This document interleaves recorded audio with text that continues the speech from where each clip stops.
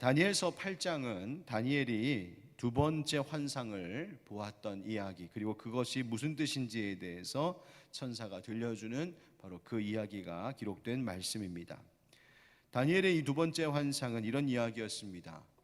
숫양 한 마리가 강가에 서 있는 것을 보게 되죠.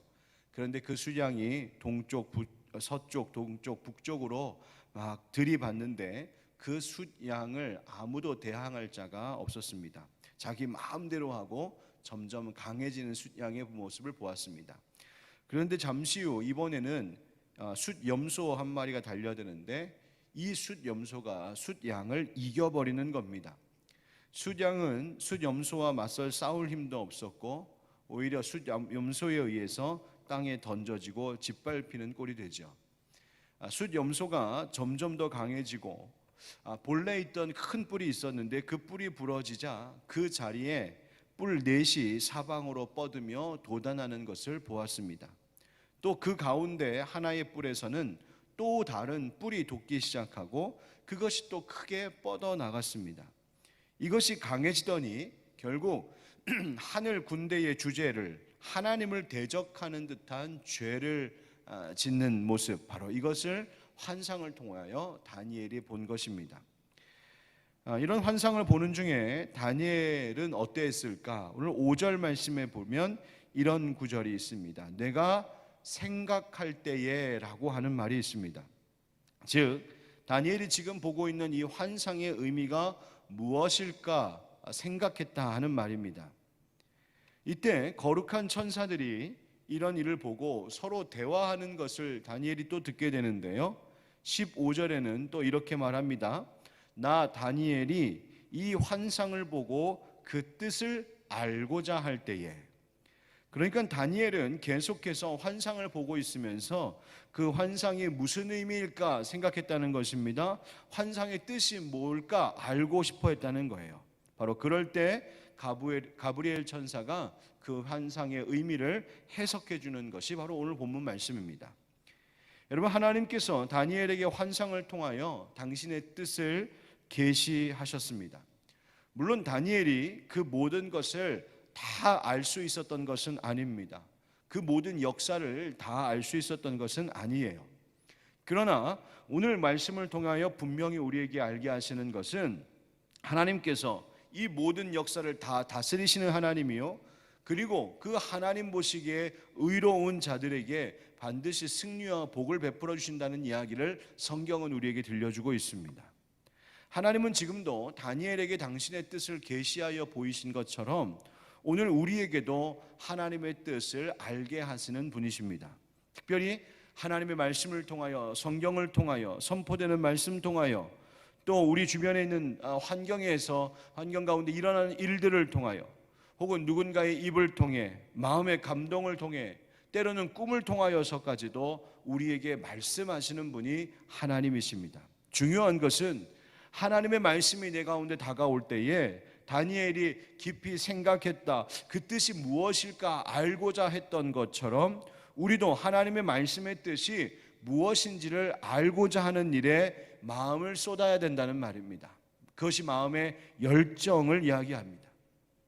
하나님께서 나에게 오늘 무슨 말씀을 하시든 나는 뭐 별 관심 없다고 하는 사람, 여러분, 하나님과의 관계가 온전할 수 없습니다. 하나님께서 오늘 나에게, 우리의 가정에, 우리 교회에 뭐라고 말씀하시는지, 지금 읽고 있는 이 성경의 말씀이 무슨 뜻일까? 지금 듣고 있는 말씀이 무슨 의미일까? 지금 내 주변에서 일어나고 있는 일들을 통해 하나님께서 나에게 무엇을 말씀하시려고 하실까?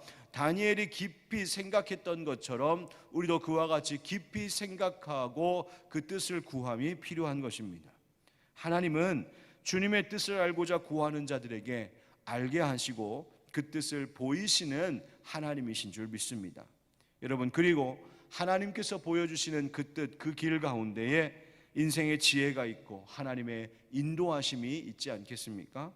오늘도 매일 하나님의 말씀의 의미가 무엇인가, 나를 향한 하나님의 뜻이 무엇인가 깊이 생각하고 묵상하고 그 뜻을 알고자 하는 마음의 거룩한 열정이 식지 않는 우리 모두가 되기를 주 예수 그리스도의 이름으로 축원드립니다.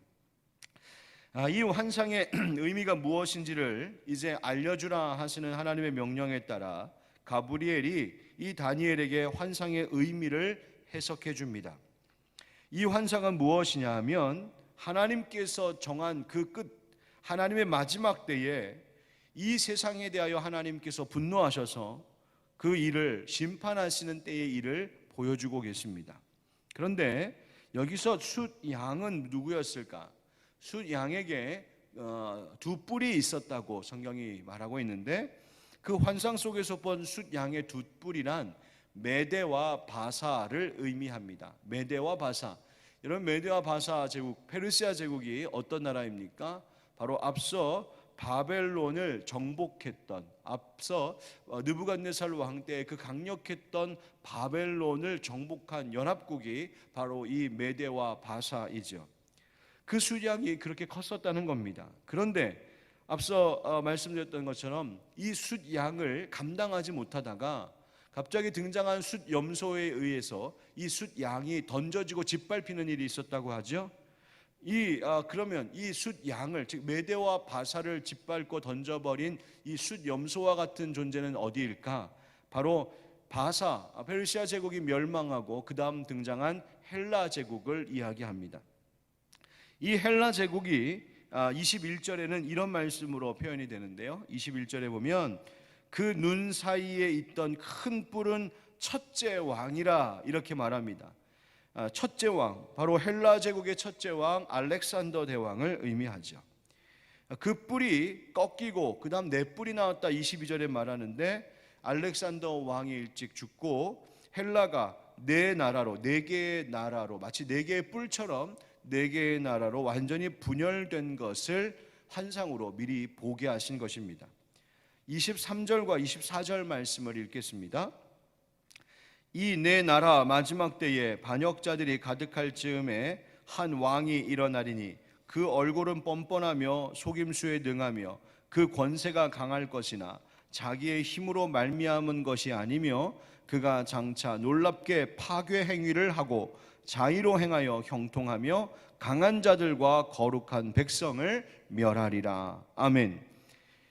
이 헬라 제국이, 즉 메대와 바사를 무너뜨렸던 헬라 제국이 이 알렉산더가 죽고 난 후에 네 개의 나라로 분열되는데, 그 분열된 네 나라 중 바로 하나인 셀루쿠스 왕조를 말하고 있습니다. 그리고 그 왕조의 안티오쿠스 4세 에피파네스를 의미하고 있습니다. 왜냐하면 이 에피파네스 시대에 실제로 그가 유대인들의 매일 드리는 제사를 폐지하고 또 예루살렘 성전을 우상 숭배하게 하고, 그렇게 이 예루살렘 거룩한 성전을 부정하게 만드는 일을 실제로 행하며 하나님 백성들을 핍박했던 대표적인 황제 중에 하나가 바로 이 에피파네스이기 때문에 그렇습니다. 바로 그것을 하나님께서 다니엘에게 미리 보여주신 것이죠. 25절 말씀에 보니까 25절 끝에 스스로 서서 만왕의 왕을 대적할 것이나 그가 사람의 손으로 말미암지 아니하고 깨지리라. 반드시 깨지는 날이 있을 것이다. 하나님의 손을, 사람의 손을 대지 않아도 하나님께서 직접 끝내시는, 망하게 하는 날이 있을 것이라고 경고하신 것입니다. 14절 말씀으로 좀 올라가서 보시면 14절에 이런 말씀이 있어요. 그가 내게 이르되 2300주야까지니 그때의 성소가 정결하게 되리라 하였느니라. 실제로 이 안티오쿠스 4세가, 에피파네스가 죽은 후에 하나님의 성소를 다시 거룩하게 하는 날이 오게 됩니다. 그것을 요한복음 10장 22절에도 나오는 수전절인데요, 성전을 깨끗하게 씻은 날. 그러니까 에피파네스가 이 거룩한 예루살렘 성전을 짓밟고 나서 그곳을 그렇게 부정하게 만들고 나서 하나님이 다시 회복하시는 그 날이 있었다. 그 정결케 하는 날이 있었다. 바로 14절에 이 말씀이 다니엘을 통하여서 그 날이 있을 것에 대하여서 먼저 보게 하신 것입니다. 자, 이처럼 하나님께서 심판하시고 하나님께서 회복하시는 날이 분명히 약속되어 있습니다. 그러나 그렇게 하나님께서 승리하시고 회복하시는 그날까지 이 세상은 하나님을 대적하는 자들에 의하여 고통과 시련을 겪게 되어 있습니다. 12절 말씀 보십시오. 12절입니다. 그의 악으로 말미암아 백성이 매일 드리는 제사가 넘긴 바 되었고 그것이 또 진리를 땅에 던지며 자의로 행하여 형통하였더라. 세상이 형통했다. 하나님을 대적하고 하나님의 백성들을 짓밟는 자들이 형통했다라고 말하는 겁니다. 여러분, 세상이 승리하는 것 같이 보이지요. 하나님을 대적하는 자들이 기세등등하여서 자기들 뜻대로 모든 일을 이루는 것 같습니다. 또 앞서 읽었던 24절의 말씀처럼 악한 자들이 강하고 형통해서 거룩한 백성들을 멸하는 일들이 있어 보입니다. 여러분, 그러나 성경은 분명히 말하고 있습니다. 원수들의 승리와 형통은 매우 일시적인 것, 잠깐뿐이라고 우리에게 말해줍니다. 하나님을 대적하고 거룩한 백성들을 핍박하는 권세는 반드시 그 끝이 있습니다. 이 세상에 하나님을 대적하는 모든 세력들은 하나님께서 반드시 심판하실 것입니다. 세상의 어떤 힘도 영원할 수가 없습니다. 하나님을 대적하는 죄는 반드시 하나님께서 다스리시기 때문입니다. 그러므로 성경은 우리에게 계속해서 말하고 있습니다. 하나님께서 그 모든 것들을 심판할 때까지, 하나님이 모든 승리를 다시 이루실 때까지, 혹 우리 믿는 자들에게 수없이 많은 시련이 있다고 할지라도 그때까지 흔들리지 말고 거룩한 삶을 살아가라고 말씀하십니다. 거짓이 가득한 세상에서 끝까지 진리의 길을 가고자 하는 자들, 바로 하나님의 백성입니다. 미움과 다툼이 가득한 세상 속에서도 사랑과 용서를 늘 택하며 사는 사람들입니다. 악하고 불의한 일이 많은 이 세상에서 그러나 매일 거룩한 길 가겠노라고 원망과 불평이 아니라 감사로 살아가는 사람들, 바로 하나님께서 그때까지 믿음의 백성, 하나님의 거룩한 자녀들은 그렇게 살아가야 된다고 성경을 통하여 말씀해 주고 계십니다. 사랑하는 성도 여러분, 어려운 때입니다. 또 지금 코로나가 4차 유행으로 더 극심해지고 있는 지금의 형국입니다. 그러나 안팎으로 너무나 많은 어려움들이 우리 가운데 있을지라도 하나님께서 원하시는 대로 끝까지 흔들리지 않고 하나님의 기뻐하시는 그 길을 걸어갈 수 있는 우리 믿음의 사람들이 되기를 주의 이름으로 축복합니다. 오늘 말씀 가운데 또 다니엘을 위로하셨던 말씀이 있는데요, 우리 18절 19절을 같이 읽어보겠습니다. 18절 19절 시작. 그가 내게 말할 때에 내가 얼굴을 땅에 대고 엎드려 깊이 잠들매 그가 나를 어루만져서 일으켜 세우며 이르되 진노하시는 때가 마친 후에 될 일을 내가 네게 알게 하리니 이 환상은 정한 때 끝에 관한 것임이라. 아멘. 천사 가브리엘이 이 다니엘을 따뜻한 손길로 어루만지고 있습니다. 그리고 그를 엎드려 있던 그를 똑바로 일으켜 세우는 모습. 여러분, 이 엎드림, 다니엘의 엎드림과 다시 일어남은 죽음과 부활을 상징하고 있는 말씀입니다. 그러니까 연약하고 힘없이 지쳐있는 인간을 하나님께서 돌보시고 위로하며 세우시는 모습이요, 우리가 이 땅 가운데서 죽음을 맛보나 예수 그리스도 십자가의 은혜로 다시 부활하게 하시는 하나님의 은혜에 대한 말씀입니다. 다시 나를 어루만져서 일으켜 세우셨다. 여러분, 우리가 지난 신년 특별 기도회 때에도 동일한 이 구절, 이 말씀을 가지고 함께 은혜를 나누었었습니다. 하나님께서 우리의 인생에 우리가 엎드려지는 일들, 쓰러지는 일들 속에서 하나님 다시 예수님 부활하셨듯 우리를 다시 일으켜 세우실 것에 대하여 하나님 말씀하시는 은혜 함께 나누었습니다. 여러분, 지난 6개월 동안 하나님께서 저마다의 삶 가운데 함께 하시며 우리를, 여러분들의 삶을 하나님이 어루만져 주시고 일으켜 세워 주셨던 줄 믿습니다.